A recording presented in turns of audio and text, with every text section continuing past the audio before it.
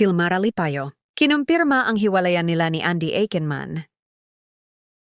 Dinan ni Andy sa sunod-sunod na cryptic post sa kanyang social media account ang kanyang hinanakit patungkol sa kanyang partner at fiancé na si Filmar Alipayo.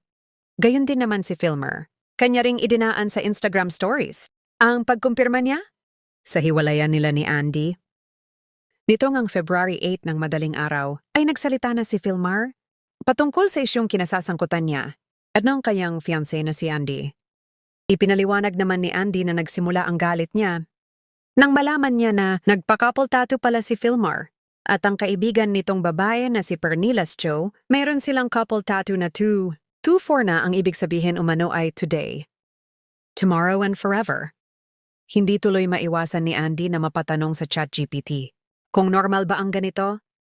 Do you think it was when a friend invites your life partner to get a love couples tattoo with them? Kaya nabalita na umalis at umuwi si Andy kasama ang mga anak sa Manila. Hindi kaya ni Filmar bumalik ang pamilya niya sa Maynila dahil baka mag-artista ulit si Andy.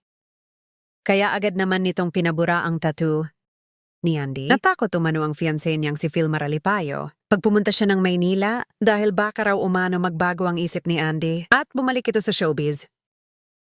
Sa panayam ni Milay Cantiveros kay Andy Agiman, inamin ni Andy na takot umano ang fiancé. Sino nga ba ang babaeng pinagsesilusan ni Andy? Isang Swedish national photographer sa Prinilia at matagal na naninirahan dito sa Pilipinas. Mula pa noong 2013, partikular na sa Siargao.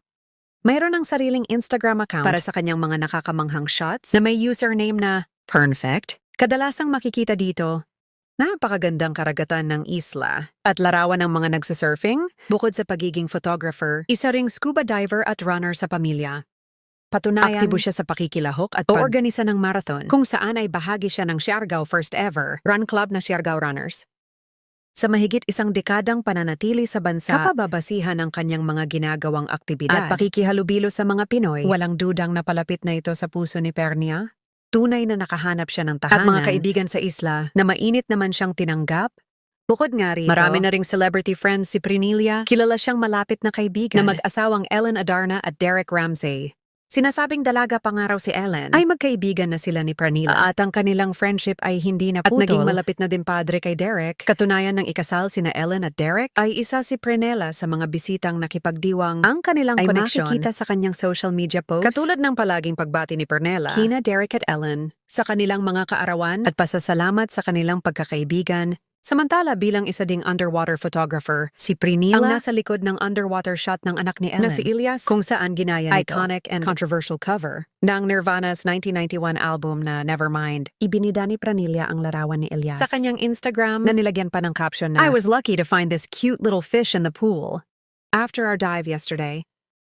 Maliban kina Ellen at Derek, nakahanap din ng pamilya at kaibigan si Pranila. Sa pamilya ni Donnie Pangilinan, nariyan ang ilan sa bonding activities niya tulad ng nga lamang sa paglahok sa mga marathon. Samantala, kung may isa mang taong naging malapit sa buhay ni Pranila, ito ay walang iba kundi si Filmar. Ang kanilang malalim na pagkakaibigan na magkapatid na nga ang turingan ay hindi sikreto, lalo na sa mga taong nakapaligid sa kanila.